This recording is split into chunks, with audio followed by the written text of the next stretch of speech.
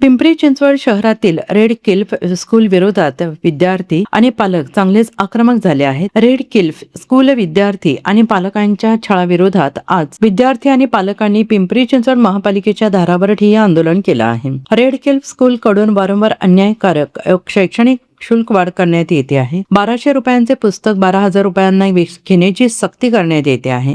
120 रुपयांचा I card 1200 रुपयांना विद्यार्थ्यांना देण्यात येत आहे. 130 रुपयाची स्कूल बॅग 1300 रुपयांना विद्यार्थ्यांना विकण्यात येते आहे. युनिफॉर्म, शूज आणि स्टेशनरी स्कूलने निश्चित करून दिलेल्या वेंडर कडूनच विकत घेण्याची सक्ती करून पालकांची मोठी आर्थिक लूट करण्यात येते आहे. शाळेमध्ये सीसीटीव्ही कॅमेरे नाही, स्वच्छ आणि सुरक्षित स्वच्छतागृह नाही.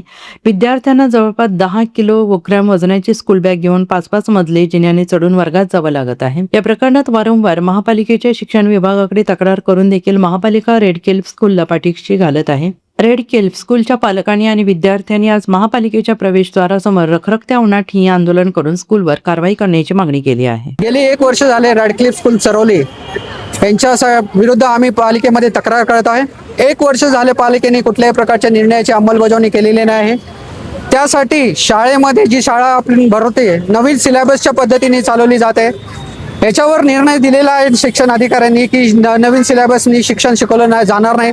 या निर्णयाला डोलवून शाळा नवीन सिलेबसनी शिक्षण देते. यावर आपल्या मुलांवर परिणाम येतोय. त्यामुळं आज पालिकेसमोर आम्ही शाळा भरवलेली आहे.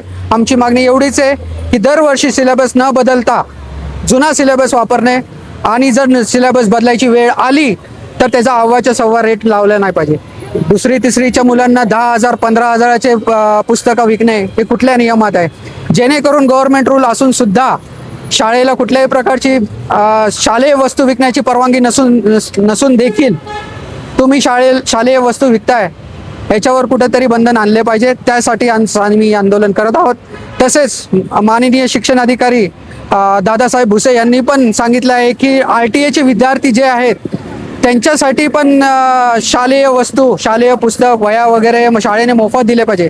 त्याच्यासाठी पण ही शाळा अव्वाच्या सव्वा रेट लावून 10,000 15,000 रेट घेऊन RTA विद्यार्थ्यांकडनं सुद्धा हे शालेय वस्तू प्रोव्हाइड केले जाते. गेली कित्येक वर्ष झाले फी वाढ होतीये. त्याच्याकडे गणपत मोरे साहेब यांच्याकडे आपण कंप्लेंट देऊन सुद्धा याच्या विरोधात कुठलीही कारवाई झालेली नाही. शिक्षण अधिकारी याच्या उलट प्रमुख पाहुणे म्हणून शाळेमध्ये उपस्थित राहतात. आम्ही गेले 1 वर्ष झाले शिक्षण अधिकाऱ्यांना सांगत आलोय आपली निर्णय बजावणी करा. ती निर्णय बजावणी न करता ते प्रमुख पाहुणे म्हणून शाळेमध्ये उपस्थित राहतात. याची चौकशी झालीच पाहिजे.